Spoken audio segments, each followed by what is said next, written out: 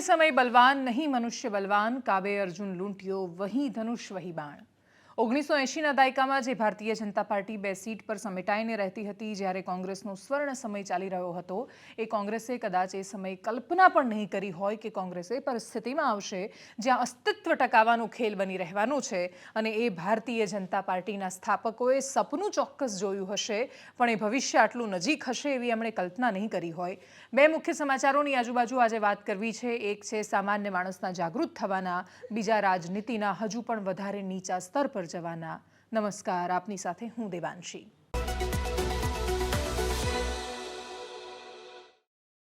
ભારતીય જનતા પાર્ટીનું વિશાળ સંમેલન હતું। ગાંધીનગર પાસે કુડાસણ પાસે આવેલું કમલમ એનું કેન્દ્રબિંદુ હતું અને 5,500 કાર્યકર્તાઓ એક સાથે ભારતીય જનતા પાર્ટીમાં જોડાવવા માટે ત્યાં આવ્યા હતા। સી.આર. પાટીલ જ્યારે મંચ પર આવ્યા, એની પહેલા ગોરધન ઝડફિયા સૌથી પહેલા પોતાનું ભાષણ આપી રહ્યા હતા। એના પછી સી.આર. પાટીલનું જ્યારે ત્યાં આગમન થયું, કાર્યકર્તાઓએ બૂમો પાડી, ભારત માતા કી જયના નારા લાગ્યા અને એના પછી ત્યાં જે માહોલ સર્જાયો એના પરથી સી.આર. પાટીલે કહ્યું કે આજે તો ઐતિહાસિક દિવસ છે, આજે તો ઢીલો ઢીલો અવાજ નહીં ચાલે। એક પછી એક કાર્યકર્તાઓ જેઓ ભારતીય જનતા પાર્ટીમાં જોડાવાના હતા એમનું નામ આવવાની શરૂઆત થઈ અને આજે અચાનક જ કોંગ્રેસ માટે ફરી એકવાર બોમ્બની માફક પડે સવાર ને રોજ એ જ કચ્ચર ઘાણ ઘટના નીકળે એ રીતે સવાર થઈ। એ સવાર નારણ રાઠવાના સ્વરૂપમાં હતી। નારણ રાઠવા હજુ પણ કોંગ્રેસમાંથી રાજ્યસભાના સાંસદ તરીકે ચાલુ છે। એપ્રિલ મહિના સુધી એ કોંગ્રેસ પક્ષમાંથી ગયેલા રાજ્યસભાના સાંસદ રહેવાના છે। કોંગ્રેસ પક્ષમાંથી એ લગભગ 5 વાર સાંસદ રહ્યા છે। કોંગ્રેસ પક્ષમાંથી જે દેશમાં કેન્દ્રીય રેલવે મંત્રી રહ્યા છે, કોંગ્રેસ પક્ષના સમયમાં જે છોટાઉદેપુરની આજુબાજુ રેલવે નેટવર્ક અને બાકીનો બધો વિકાસ કરવા માટે સંભવ એ વાતને બનાવી શક્યા હતા। કોંગ્રેસના હવે છોટાઉદેપુરમાં એ બચેલા લગભગ એકમાત્ર દિગ્ગજ નેતા હતા। એ ભારતીય જનતા પાર્ટીમાં આજે જોડાયા। સંગ્રામ રાઠવા એમના દીકરા સાથે જ્યારે ફોન પર વાત કરી ત્યારે એમણે કહ્યું કે નેતૃત્વ નબળું છે અને નેતૃત્વ સામે ફરિયાદો છે, એટલા માટે અમે આ નક્કી કરી રહ્યા છીએ। નેતૃત્વ નબળું હોવાની વાત આડકતરી રીતે શક્તિસિંહ ગોહિલ પર પણ એ ઇશારો કરતા હતા। એમની બાકીની બધી ફરિયાદો એ વ્યાજબી હોઈ શકે, મૂળ વાત ફરી એકવાર મહાભારતની જેમ પુત્ર પ્રેમની આવી જાય છે। સંગ્રામ રાઠવાને પણ કોંગ્રેસે ઘણા બધા નગરપાલિકાથી લઈને ઘણા બધા ચાન્સ આપ્યા। એક સમય એવો આવ્યો કે જ્યારે કોર્પોરેશનમાં પણ સંગ્રામ રાઠવા પોતાની સીટ નહોતા બચાવી શક્યા। જે નેતા કોર્પોરેશન હારતા હતા, નારણ રાઠવા એવું ઈચ્છતા હતા કે એમને વિધાનસભા લડાવવામાં આવે। નારણ રાઠવાને સતત કોઈને કોઈ રીતે કોંગ્રેસે ચૂંટણીના મેદાનમાં ઉતારે રાખ્યા હતા। દિગ્ગજ નેતા તો બની શકે છે જો કોઈ કાં તો એ જનનેતા હોય, કાં તો સ્થાનિકો અતિશય પ્રેમ કરતા હોય અને એ વ્યક્તિ પાર્ટીના કોઈ જ ઓછાયા વગર દિગ્ગજ નેતા બની શકે। જનનેતાના ઘણા બધા ઉદાહરણો આ રાજ્ય અને દેશની રાજનીતિમાં રહ્યા છે અને બાકીના નેતાઓને દિગ્ગજ પાર્ટી બનાવે છે। ભારતીય જનતા પાર્ટી જેમ અત્યારે કોઈ પણ નેતાને દિગ્ગજ નેતા બનાવે છે, કોંગ્રેસનો પણ એવો સમય હતો। કોંગ્રેસ જે ધારે એ નેતાને મોટા બનાવી શકતી હતી, પદ આપીને, પ્રતિષ્ઠા આપીને। નારણ રાઠવાએ પોતાનો સુવર્ણ સમય કોંગ્રેસમાં એન્જોય કર્યો, કેમ કે એમનો અને કોંગ્રેસનો બંનેનો સુવર્ણ સમય એક સાથે ચાલી રહ્યો હતો। હવે સમય આવ્યો ખરાબ વાતોનો। હવે એ સ્થિતિ આવી કે કોંગ્રેસનો ખરાબ સમય શરૂ થયો, પણ ખરાબ સમય કોઈ સાથે નિભાવે એક પ્રકારનો કોઈ પ્રેમ તો હોતો નથી કે આ પ્રેમ થયો છે અને જેમાં દરેક પ્રકારની ત્રુટીઓ અને તકલીફો સહન કરીશું, સાંભળીશું, પણ એ પ્રેમને ટકાવી રાખીશું। આ કોઈ પ્રેમની વાતો કે સ્પર્ધા નથી, આ રાજનીતિ છે। અને એટલા જ માટે નારણ રાઠવાએ નક્કી કરવાનું હતું કે સંગ્રામ રાઠવાનું ભવિષ્ય ક્યાં સુરક્ષિત છે। જેવી રીતે એક સમયે એમના પ્રતિસ્પર્ધી મોહનસિંહ રાઠવાએ નક્કી કર્યું પોતાના દીકરા રાજેન્દ્ર રાઠવાને યોગ્ય સમયે વિધાનસભા 2022 વખતે ભારતીય જનતા પાર્ટીમાં લઈ આવ્યા અને પછી વિધાનસભાની ચૂંટણી લડાવ્યા। રાજેન્દ્રસિંહ રાઠવા અત્યારે વિધાનસભામાં ધારાસભ્ય છે અને પોતાના ક્ષેત્રની જનતાનો અવાજ ઉઠાવે છે। પાવીજેતપુરની વાત હોય, કવાંટ વિધાનસભાની વાત હોય, આ બધી જ વિધાનસભા છોટાઉદેપુરના એવા વિધાનસભા ક્ષેત્રો છે કે જે વિકાસને ઝંખે છે, વર્ષોથી ઝંખે છે। મોહનસિંહ રાઠવા કોંગ્રેસમાંથી ચૂંટાતા આવ્યા, નારણ રાઠવા કોંગ્રેસમાંથી લડ્યા કે રહ્યા કે પછી ભારતીય જનતા પાર્ટીના ધારાસભ્યો કે સાંસદો ત્યાં સતત ચૂંટાતા આવ્યા, કોઈ જાજો ફરક એક ક્ષેત્રની જનતાને નથી પડ્યો। ના યોજનાઓ ત્યાં સારી રીતે પહોંચી શકી છે, ના વિકાસ પહોંચી શક્યો, સૌથી મોટી વાત શિક્ષણ અને આરોગ્ય એ ત્યાં ના પહોંચાડી શક્યા। ના કોંગ્રેસના નેતાઓ, ના ભાજપના નેતાઓ। કર્યું શું એમણે? પોતાના ઘર ભર્યા, પોતાના પેટ ભર્યા, પોતાના દીકરાઓને સંતાનોને મોટા નેતાઓ બનાવ્યા, એમના ધંધા અને સામ્રાજ્યો વિકસાવ્યા. અને જ્યારે તમે સામ્રાજ્યો વિકસાવો છો ત્યારે બદલતી સત્તાની સાથે એને ટકાવી રાખવા વધારે જરૂરી હોય છે.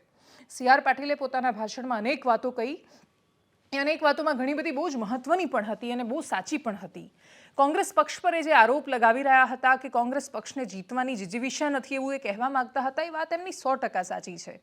કોંગ્રેસ પક્ષ એ રીતે લડત આપી જ નથી શક્યો જે રીતે ભારતીય જનતા પાર્ટી જેવા પ્રબળ મજબૂત પક્ષની સામે આપવું જોઈએ.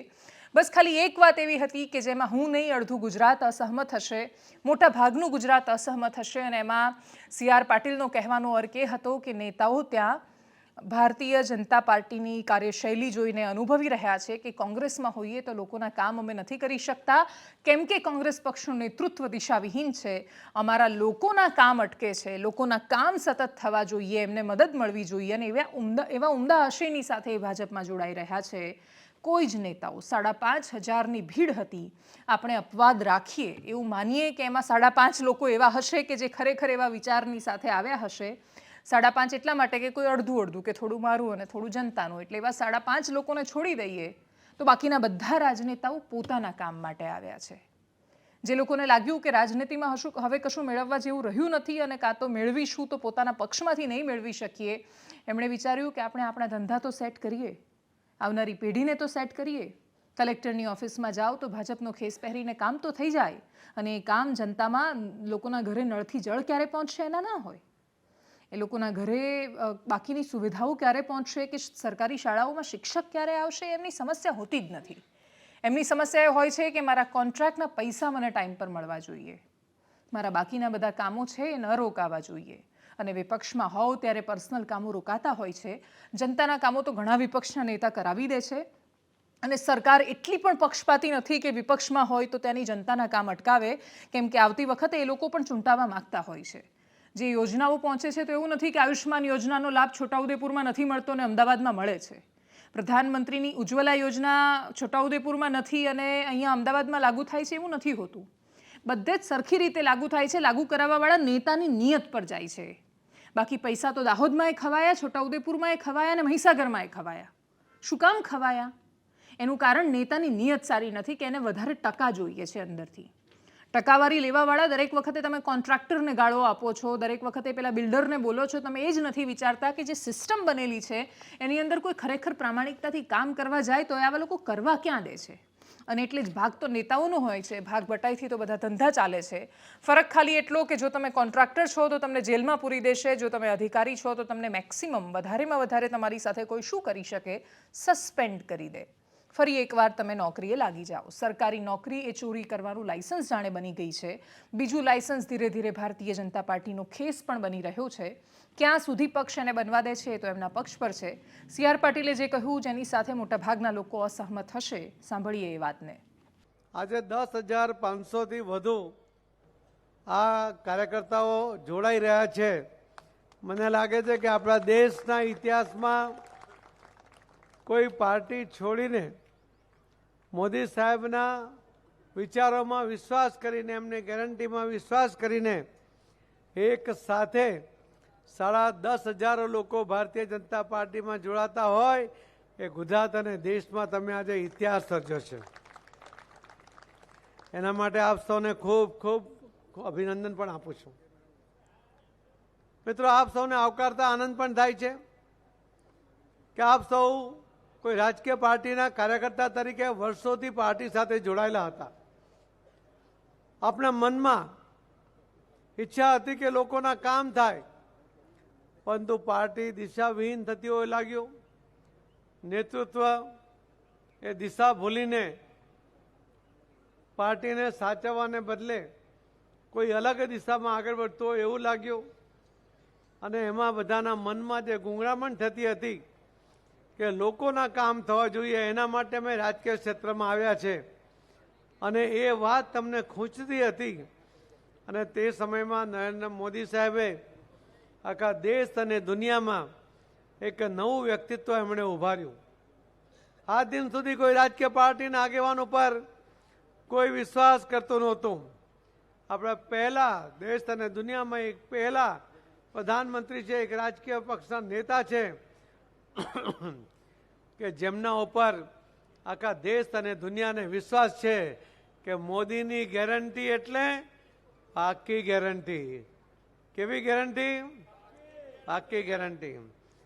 રાજનીતિમાં આમ પણ ઉંમરથી તો કોઈ મોટું હોતું નથી, પદ અને પ્રતિષ્ઠાથી મોટા હોય છે, અને એટલા જ માટે એને એકદમ સામાન્ય માનતા એ તસવીર જોઈએ જેમાં નારણ રાઠવા જેવા CR પાટીલને મળે છે, એકદમ ઝૂકી ઝૂકીને પ્રણામ કરે છે. CR પાટીલ પણ ગુજરાતની રાજનીતિનો એ યુગ અને એના સાક્ષી બની રહ્યા છે, જેમાં એ પણ જોઈ રહ્યા છે કે ગમે તેટલા એક સમયના સર્વ સત્તાધીશો કેમ ન હોય, એ બધા જ કોઈ એમને પગે લાગે છે તો કોઈ ઝૂકે છે. ઝૂકવું એ રાજનીતિની પહેલી શરત છે. ઝૂકવું એ હવે ગુજરાતની રાજનીતિની પરંપરા છે. જો રાજનેતાઓ એને માત્ર સાક્ષી ભાવે સત્તાને જોઈ શકે છે, એ યાદ રાખીને કે એક સમયે બીજા કોઈની સામે ઝૂકતા હતા, આજે મારી સામે ઝૂકે છે, આવતીકાલે બીજા કોઈની સામે, તો એ રાજનેતાઓને ઝૂકવામાં કે પછી આગળના સમયમાં કોઈ વિશેષ તકલીફ નથી થતી. બાકી સત્તાનો સ્વભાવ સૌથી મોટો એ પણ રહ્યો છે કે સત્તા ના હોય ત્યારે એની પીડા બહુ ભયાનક રહેતી હોય છે. ખેર, અપેક્ષા રાખીએ કે સત્તા ન હોવા છતાં પણ નેતાઓ જનતાની સામે ઝૂકી શકે, ઝૂકી પણ છોડી દો, પણ ખભેથી ખભો મિલાવી શકે ને એ લોકોના કામ કરી શકે. બાકી સાંભળીએ એ ઓડિયોને જેમાં સંગ્રામસિંહ રાઠવા કોંગ્રેસના નેતૃત્વને પ્રશ્નો ઉઠાવી રહ્યા છે. હું સંગઠનમાંથી આવેલો માણસ છું. સંગઠન મને મજબૂત કામગીરી કરવાનો માણસ છું. મેં પાછલા 1 વર્ષ ઉપર થયું, મેં એટલી બધી વખત કીધું છે કે આ જગ્યાએ સંગઠનમાં ફેરફાર કરો, આ કરો, આ કરો. કાર્યકરનું માન ના જોડાતું હોય પછી શું મતલબ? પછી એક વર્ષ સુધી આવી આપણો એક્ઝિક્યુશન ના થતું, એક્શન ના લેવાતું હોય પછી મતલબ નહીં ને. અને જે નબળો માણસ છે, ઢીલો માણસ છે, પોચો માણસ છે, કશું ના થાય એવો વ્યક્તિ આગળ ડિસિઝન લઈ લે, બરાબર, એ કેવી રીતે જીતી શકે છે? સંગઠન ના હોય તો સંગઠનમાં શક્તિ વધારે છે. અચ્છા, તમે કોને નબળા કહી રહ્યા છો? કોંગ્રેસમાં કોને તમે નબળા ગણી રહ્યા છો? કોંગ્રેસમાં પર્ટિક્યુલર નામ તો એટલે નહીં કહી શકતો, કારણ કે મેં રજૂઆતો કરી છે. મારે ત્યાં પહેલા જિલ્લા પ્રમુખને હટાવવાની વાત કરી, એ નહીં હટાવ્યો. તાલુકા સંગઠનમાં ફેરફાર, સેલોમાં ફેરફાર. જે મહેનત કરતા હોય એને ફ્રન્ટમાં લાવવા જોઈએ. કાર્યકર છે તો નેતા છે, કાર્યકર નેતા થાય એવું છે. ઘણી વખત મેં રજૂઆત કરી છે ઉપલા હાઈકમાન્ડને કે ભાઈ આ સુધારો કરો, પણ કોઈ મુવમેન્ટ થયો નહીં, એટલે પછી અમે અમારે નીકળી ગયા. પણ 5,500ની ભીડની વચ્ચે એક પૂર્વ કેન્દ્રીય મંત્રીને આ રીતે ભારતીય જનતા પાર્ટીમાં જવું પડે, એ કેન્દ્રીય મંત્રીએ સ્વાભિમાનની વાત જ ન કરવી જોઈએ. સ્વાભિમાન અને રાજનીતિને કોઈ જ લેવા દેવા નથી. વાત સ્વાભિમાનની હોત તો પછી આ રીતે ઝૂકીને 5,500ની એવી ભીડ કે જેમાં માત્ર નારણ રાઠવા માટે ભીડ નહોતી ભેગી થઈ. ગુજરાતના અલગ અલગ પ્રદેશોમાંથી, કોઈ મોરબીથી તો કોઈ દક્ષિણ ગુજરાતથી, અલગ અલગ પ્રદેશોમાંથી લોકો ભારતીય જનતા પાર્ટીમાં આજે જોડાઈ રહ્યા હતા. ભારતીય જનતા પાર્ટી અત્યારે એ ઐતિહાસિક ક્ષણો અને યુગોનો સાક્ષી, એક સમયનો સાક્ષી બની રહ્યું છે કે જેમાં એ જોઈ રહ્યા છે કે મોટાભાગના લોકો હવે માની રહ્યા છે કે સત્તાનો એકમાત્ર ઓપ્શન અને રસ્તો, જો કોઈ જેવો રસ્તો હોય કે જે સત્તા સુધી પહોંચતો હોય, ખુરશી સુધી પહોંચતો હોય અથવા પોતાના પર્સનલ કામો સુધી પહોંચતો હોય, તો એ ભારતીય જનતા પાર્ટીમાં થઈને નીકળે છે. અને એટલા જ માટે હવે સામાન્ય જનજીવન એ પણ ભારતીય જનતા પાર્ટીની રાજનીતિનો પર્યાય બની રહ્યું છે. એક સમય રહેતો કે જ્યારે આખા ગામમાંથી 2-4 આગેવાનો રહેતા, 10 આગેવાનો રહેતા, કોઈ કોંગ્રેસનું હોય, કોઈ ભારતીય જનતા પાર્ટીનું કે પછી જનસંઘનું એ સમયે હોય, પણ આખા ગામની 1% પબ્લિક માંડ એવી હતી કે જે જાહેર જીવનમાં રસ લેતી. આ એક સકારાત્મક સમય પણ છે કે જ્યાં ગામમાંથી 90% લોકો રાજનીતિમાં સક્રિય હોય છે. એટલા સક્રિય હોય છે કે જે માત્ર પોતાના ફેમિલી વોટ્સએપ ગ્રુપમાં મેસેજ નથી કરતા, ખરેખર કોઈને કોઈ પક્ષની સાથે જોડાયેલા છે. પણ એનો એક બીજો પ્રશ્ન સાથે સાથે એ પણ થયો છે, જેનું નકારાત્મક પાસું એ પણ છે કે એ લોકો દરેક વાતને પોતાનો પક્ષ અને રાજનીતિ સેન્ટરમાં રાખીને વિચારવા માંડ્યા છે. ગામમાં નળ નથી આવતો, બોલાય નહીં કેમ કે આપણે ભાજપમાં છીએ, પણ બીજી કોઈ સમસ્યા છે, ન બોલાય. તમે વિચારો કે તમે દેશની સમસ્યા પર બોલી શકો છો, તમે રશિયા અને યુક્રેનના યુદ્ધ પર બોલી શકો છો, પણ તમારા ગામના રસ્તા પર નથી બોલી શકતા. અને આ કરતાં જો તમને રાજનીતિ રોકતી હોય તો પછી તમારે વિચારવાનું કે રાજનીતિનો મતલબ તો સકારાત્મક ઉપયોગ પણ હતો. એ ઉપયોગ જ્યાં સુધી નહીં આવે અને રાજનીતિ જ્યાં સુધી તમને એકદમ સ્વકેન્દ્રી બનાવે છે ત્યાં સુધી એ રાજનીતિનું શું કરી લેશો તમે? ઘરમાં રૂપિયાના રૂપિયા ભરાઈ જશે. મુખ્યમંત્રીએ જ એક દિવસ બહુ સરસ કહ્યું હતું કે ડાઇનિંગ ટેબલ પર બેઠા હોય ને ખાવાનો સમય નથી રહેવાનો. એટલા બધા રૂપિયા ભેગા કરીને શું કરશો જેને તમે પચાવી જ નથી શકવાના ક્યારેય.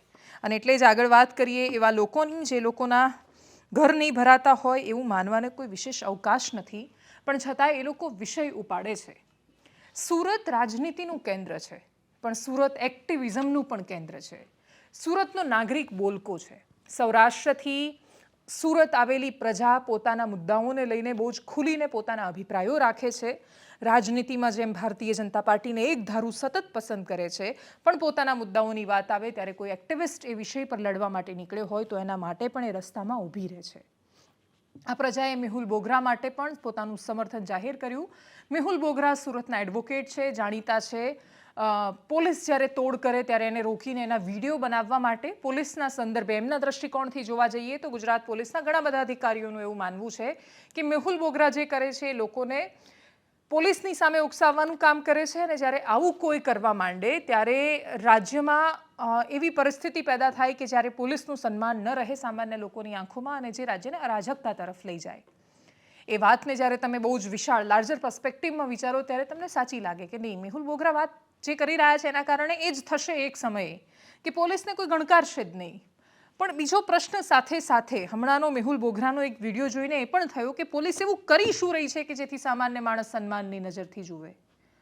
સુરતમાં પૂણા વિસ્તારમાં એક BRTSનો ટ્રેક છે. એક ગાડી પડેલી છે, ત્યાં નંબર પ્લેટ નથી, કાળા કાચ, પેલી કાળી ફિલ્મ લગાવેલી છે કાચની, અને ત્યાં વાલજી હડિયા નામના સુરતના પોલીસના એક કર્મચારી જે ત્યાં બેઠા હતા ત્યારે સસ્પેન્ડેડ હતા. પોલીસ તો લગાવેલું જ હોય તો ભાઈ વટનો સવાલ છે. પોલીસે સ્વાભિમાનનો નહીં વટનો પ્રશ્ન બની ગયું છે. એટલે એ સરસ સૂતેલા હતા. મેહુલ બોગરા ગયા, વિડીયો બનાવ્યો, સહન ન થયું, સીધા મારામારી પર ઉતરી આવ્યા, માર્યું તો મેહુલ બોગરાએ પોતાનો બચાવ કર્યો. આખી ઘટના પોલીસ સ્ટેશનમાં ગઈ. પોલીસ સ્ટેશનમાં ગયા તો ત્યાંય પેલા વાલજી હડિયાએ મારવાના ઈશારા કર્યા, જોઈ લઈશું એ બધી વાતો કરી, સીધો હુમલો કરવા આવતા હતા. વિડીયો ચાલુ હતો તો પોલીસ સ્ટેશનમાં બાકીના કર્મચારીઓએ એમને રોક્યા અને પછી ક્રોસ FIR કરી, સામસામી ફરિયાદ કરી. મેહુલ બોગરાએ હુમલો કર્યો એવું પેલા એમણે ફરિયાદ કરી, આમણે પણ એક પ્રકારની ફરિયાદ કરી. આખા વિડીયોમાં દેખાતું હતું કે મેહુલ બોગરાએ તો શરૂઆત કરી જ નહોતી મારવાની. મારી તો એ સસ્પેન્ડેડ પોલીસના કર્મચારી રહ્યા છે કે જે કદાચ એમને ચોર જેવી લાગણી આવતી હશે કે હું પકડાઈ ગયો. વાલજી હડિયાની હિસ્ટ્રી જાણી તો ખબર પડી કે એમને ચોર જેવી લાગણી આવે એની કોઈ સ્પેસ બચી જ નથી. ઈમાન હોય તો એને શરમ આવે. તમે સમજો કે નાક હોય તો કપાય, હોય જ નહીં તો ક્યાં કપાવાનું છે. એટલે ગુજરાત પોલીસના ઓલમોસ્ટ 30-40% કર્મચારીઓનું એવું થઈ ગયું છે કે રહ્યું જ નથી તો કપાઈશું. જનરલાઇઝ કરી દે. ગુજરાત પોલીસને જ્યારે કોઈ કહે તો એવું કે ભાઈ આ તો બાજુવાળાને કહેતા હશે, કોઈ પોતાના પર લેતું જ નથી. વાલજી હડિયાના કેસમાં પણ એવું છે. આની પહેલાંની ફરિયાદોની હિસ્ટ્રી કાઢી તો ખબર પડી કે એમનું મુખ્ય કામ જ આ રિમાન્ડ પર લેવાના કોઈને પણ બરાબરના મારવાના, પૈસા પડાવવાના અને પછી છોડી મૂકવાના, કાં તો નબળો કેસ કરવાનો. આ રીતે 2 થી 3 વાર એક કર્મચારી સસ્પેન્ડ થઈ ચૂક્યો છે. સસ્પેન્ડની કેટલી સુંદર પ્રથા છે નહીં ગુજરાત પોલીસમાં. કોઈ બી કશું ખરાબ કરે એટલે એને સસ્પેન્ડ કરી દેવાનો. નોકરી તો જાય નહીં, પગાર પણ લગભગ અડધો તો આવતો જ હોય છે. અને જે રીતે એને તોલવામાં આવે થોડા સમય પછી પાછા નોકરીએ લઈ લેવાના.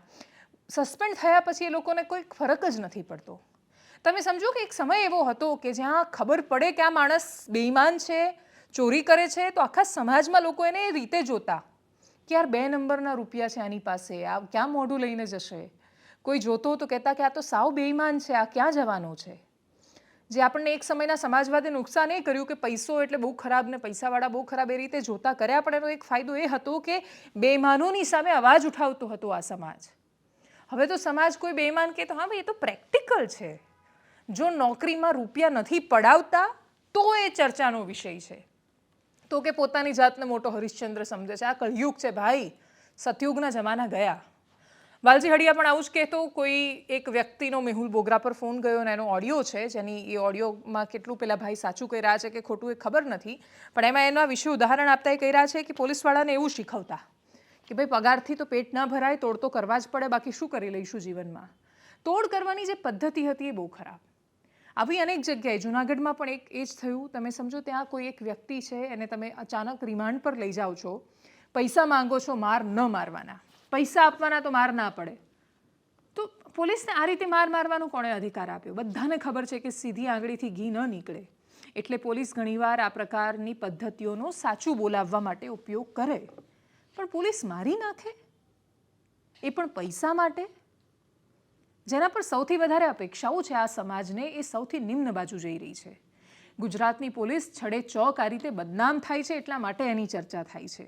તમે મહેસૂલના કર્મચારીઓ જુઓ, તમે આજુબાજુની કોઈ પણ જગ્યાએ નજર કરો, સરકારી કર્મચારી માટે કોઈના નજરમાં રિસ્પેક્ટ નથી અને એ સન્માન નથી, અને છતાંય સરકારી નોકરી માટે લોકોની કતારો છે. એનો મતલબ એ કે આપણે સમાજને એવો બનાવી રહ્યા છીએ જ્યાં ઈમાનદારી હોવી એ ગર્વની વાત જ નથી રહી. જ્યાં ઈમાનદાર હોવું ત્યાં તમારી લોકો પ્રશંસા બહુ કરે પણ તમારી જોડે આવીને ઊભા ન રહે, અને કાં તો પછી તમને જડ લોકો માની લે. પ્રેક્ટિકલ નથી એવું કહીને એ લોકો તમને એ રીતે જુએ જાણે તમને એવું લાગે કે તમે કોઈ પાપ કરી રહ્યા છો. તમારી આજુબાજુના અને બીજું આ બધી જ જગ્યાએ છે. પોલિટિક્સમાં આ બધી છે, પોલીસમાં આ છે, મહેસૂલમાં આ છે, મીડિયામાં આ છે, ચારેય બાજુ આ છે. અને આ ચારેય બાજુની પીડાઓમાંથી ક્યારે બહાર નીકળીશું એ ખબર નથી. સંજય ઇઝાવા નામના એક્ટિવિસ્ટ છે. 1449 એ ગુજરાત પોલીસની એવી હેલ્પલાઇન છે જેમાં પોલીસ કર્મચારી તમારી સાથે ગેરવર્તન કરતો હોય તો તમે ફરિયાદ કરી શકો છો. એમણે ત્યાં ફરિયાદ કરી તો એવા સરકારી જવાબો મળ્યા કે ખબર નહીં આ સાંભળ્યા પછી બીજા કોઈ હિંમત કરશે કે કેમ, પણ કરવી જોઈએ. જો તમને એવું લાગે છે કે પોલીસ ખોટું વર્તન કરે છે તો કરો. ઘણા બધા ડિપાર્ટમેન્ટ બહુ સારું પણ કરી રહ્યા છે, જેમ કે એસીબી બહુ સરસ રીતે કામ કરી રહી છે. આટલા બધા કરપ્શન પકડાય તો એનું તમારે એટલું શ્રેય તો એસીબીની ટીમને પણ આપવું જોઈએ ને, કે જેમ આપણે દરેક વખતે યાદ કરીએ છીએ કે પેલી ખાખી ઉના પોલીસ લટકાવીને ભાગી ગઈ, તો એ ખાખી લટકાવીને ભાગવાવાળી જેમ ગુજરાતની પોલીસ હતી એમ જેમને જોઈને ભાગી એ ગુજરાતની પોલીસ હતી. એ આ રાજ્યનો એસીબી ડિપાર્ટમેન્ટ છે, એન્ટી કરપ્શન બ્યુરો. તમને પણ લાગે છે કે કોઈ કરપ્શન કરી રહ્યું છે તો તમે મૌન રહો છો ત્યાં, અથવા તમે કરપ્શન કરી રહ્યા છો, તમે એમને પૈસા આપી રહ્યા છો, તો તમે પણ એટલા જ જવાબદાર છો. અને એટલા જ માટે સિસ્ટમમાં સો કોલ્ડ પ્રેક્ટિકલ બનવાની જરૂર નથી. જો અસહમત છો તો એસીબીમાં ફોન કરો, કોણ તમને રોકે છે? અને એવું કોઈ જ નથી જેને કોઈ ન પકડી શકે. સિસ્ટમમાં કોઈના પણ ચાર હાથ કેમ ન હોય. જ્યારે સમય આવે છે ત્યારે એ ઘડો ભરાય છે. દરેકના કિસ્સામાં એ જોયું છે. સાંભળીએ એ ઓડિયો ક્લિપને. હા, એટલે એમાં એવું છે, મેહુલભાઈ જોડે જે આ ઘટના બની ને, એટલે સામે તો ફરિયાદ તો નોંધાઈ ગયું છે. મેહુલ સામે પણ ફરિયાદ નોંધાઈ ગયું છે, અને મેહુલે પોલીસના જે આ કર્મી છે એની સામે પણ ફરિયાદ નોંધાયું છે. બરાબર છે. એટલે વસ્તુ થઈ ગઈ છે ને. હા, હવે એફઆઈઆર નો મને આઈડિયા નથી, પણ ફરિયાદ તો લખીને આપ્યું છે. હવે એને એફઆઈઆર ના રૂપમાં. મેહુલભાઈ નું આખું નામ બોલો તો. મેહુલ બોગરા. મેહુલ બોગરા. એમનો મોબાઈલ નંબર કયો છે? એમના મોબાઈલ નંબર મારી પાસે નથી. તમે સોશિયલ મીડિયામાં એમને સર્ચ મારી શકો છો. એમના વિડીયો બધા એની અંદર ઉપસ્થિત જ છે. હાલમાં અહીંયા મળી જશે તમને જોવા માટે. આ ઘટનાનો વિડીયો પણ તમને એની અંદર જ મળશે. ના, અમારે નથી અહીંયા કોઈ વોટ્સઅપ કઈ છે નહીં, એટલે ઘટનાનો કઈ નથી. પણ અમે તમારી આ જે રજૂઆત છે ને આપે ના, આજે સરકારશ્રીએ જે આ નંબર જાહેર કર્યું છે ને મેડમ, એટલે અમે એવું વેમાં હતા, કદાચ માની લો આપણે આજે ફરિયાદ 1449 ની અંદર કરીએ. વાત તો સાંભળો મેડમ, તમે વાત તો સાંભળો. સંજયભાઈ, હા બોલો.